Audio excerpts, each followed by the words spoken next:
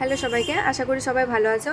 তো কিছুদিন আগে এনএম জিএনএম এক্সাম গেল, আশা করি পরীক্ষা সবারই ভালো হয়েছে। আর যাদের মনে হচ্ছে একটু পরীক্ষা খারাপ হয়েছে তারা আবার প্রিপারেশান নাও সামনের বছরের জন্য। ভালোভাবে প্রিপারেশান নিলে অবশ্যই তোমরা পাস করে যাবে। তো আজকের এই ভিডিওটা করা হচ্ছে একটা বোন যার নাম হচ্ছে রিয়া মাহালি। সে কিছু কোয়েশ্চেন আমাকে কমেন্ট করেছে, সেগুলোর উত্তর দেওয়ার জন্য। তো ওর ফার্স্ট কোয়েশ্চেনটা হচ্ছে যে এনএম করতে গেলে কি এইচএস পুরোপুরিভাবে পাস আউট করতে হবে নাকি একটা সেমিস্টার ক্লিয়ার করার পরও করা যাবে। তো 2025 সাল পর্যন্ত তো সেমিস্টার সিস্টেম ছিল না, এই 2025 থেকে স্টার্ট হলো। তো আগে যারা এইচএস দিয়েছে তাদের একটাই সিঙ্গেল বোর্ডের পরীক্ষা হয়েছে, সেই অনুযায়ী এক্সামের ফর্ম ফিল আপ করা হয়েছে। তো এই বছর মানে যারা সেমিস্টার সিস্টেমের আন্ডারে পড়ছে এইচএস লেভেলে, তো সামনের বছর তারা এক্সাম দেবে নিশ্চয়ই। তো তখন নিশ্চয়ই ডাব্লিউবিএনসি থেকে নোটিফিকেশান দিয়ে দেবে যে তাদের কী করা উচিত। তবে আমার যতদূর মনে হয় যে এইচএস পুরোপুরিভাবে কমপ্লিট হওয়ার পরে অ্যাপ্লাই করতে হবে, কারণ কাউন্সিলিং হওয়ার পর যখন ডকুমেন্ট ভেরিফিকেশান হয় তখন আমাদের কিন্তু মার্কশিটের এইচএসের মার্কশিটের জেরক্স কপি জমা করতে হয়েছিল। তো সেক্ষেত্রে পুরোপুরি এক্সাম ক্লিয়ার না হলে তো মার্কশিট তোমরা পাবে না, তো সেক্ষেত্রে মার্কশিট জমা করা একটা অসুবিধাজনক ব্যাপার হবে। তো দেখা যাক ডাব্লিউবিএনসি থেকে কী নোটিশ দিচ্ছে সামনের বছর, সেই অনুযায়ী তোমরা অ্যাপ্লাই করবে। তার সেকেন্ড কোয়েশ্চেন হচ্ছে এনএম করতে গেলে কি এসসি কাস্ট সার্টিফিকেট লাগবে, আর এসসিদের কত নাম্বার আনতে হবে এন্ট্রান্সে। আচ্ছা হ্যাঁ, এসসিদের কাস্ট সার্টিফিকেট অবশ্যই লাগবে, কারণ তুমি যেহেতু এসসি ক্যাটাগরি থেকে বিলং করছো সেটার একটা প্রুফ তোমাকে অবশ্যই সাবমিট করতে হবে।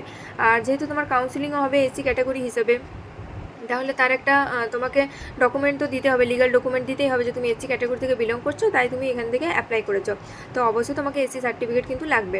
আর নাম্বার কী করে, মানে কত নাম্বার পেলে এসসি ক্যাটাগরিতে চান্স পাওয়া যাবে এটা এভাবে বলা সম্ভব নয়, কারণ এটা কয়েকটা ফ্যাক্টরের উপর ডিপেন্ড করছে। যেমন ধরো কোশ্চেন ডিফিকাল্টি লেভেল কেমন আসছে, ক্যান্ডিডেট কত আছে, বা সিট সংখ্যা কত আছে, তো সেগুলোর উপর ডিপেন্ড করছে, অনেকগুলো ফ্যাক্টরের উপর ডিপেন্ড করছে। তো কত নাম্বার পেলে চান্স পাওয়া যাবে এটা বলা কারোর পক্ষেই সম্ভব না। আচ্ছা, তার নেক্সট কোয়েশ্চেন হচ্ছে এক্সামের জন্য কোন বইগুলো পড়তে হবে, কোন ক্লাসের বই। আচ্ছা, বই বলতে হচ্ছে যে যেহেতু মাধ্যমিক লেভেলের পরীক্ষা, তাই আমাদের ওয়েস্ট বেঙ্গল বোর্ডের যে লাইফ সায়েন্স, ফিজিক্যাল সায়েন্স আর ম্যাথ, এই তিনটে বই থরলি টেক্সট বুকগুলো ভালোভাবে পড়বে। এছাড়াও ইউটিউবে কিন্তু প্রচুর চ্যানেল থেকে ফ্রি ক্লাস করায় এনএম জিএনএমে, সেই ক্লাসগুলো ফলো করবে। আমিও করেছিলাম, আমার জন্য খুব হেল্পফুল হয়েছিল, আশা করি তোমাদের জন্য হবে। আর যদি কারোর মনে হয় যে কোচিং নিলে ভালো হয়, তো তোমরা ইউটিউবে অনেক প্ল্যাটফর্ম আছে ভালো ভালো কোচিং করায়, সেগুলো নিতে পারো। তারপর পুরোপুরিভাবে প্রিপারেশান কমপ্লিট হয়ে গেলে তোমরা অবশ্যই কিন্তু একটা প্র্যাকটিস সেট করো, কারণ সেখান থেকে তোমাদের প্রিপারেশান লেভেলটা আরও ইমপ্রুভ করতে পারবে। আর এর সাথে সাথে কিন্তু তোমরা প্রিভিয়াস ইয়ার্স কোশ্চেনগুলো অবশ্যই করে যাও, কারণ এখান থেকে কিন্তু কোশ্চেন রিপিট হয়। আমিও করে গেছিলাম, আমার ক্ষেত্রেও কিন্তু রিপিট হয়েছিল।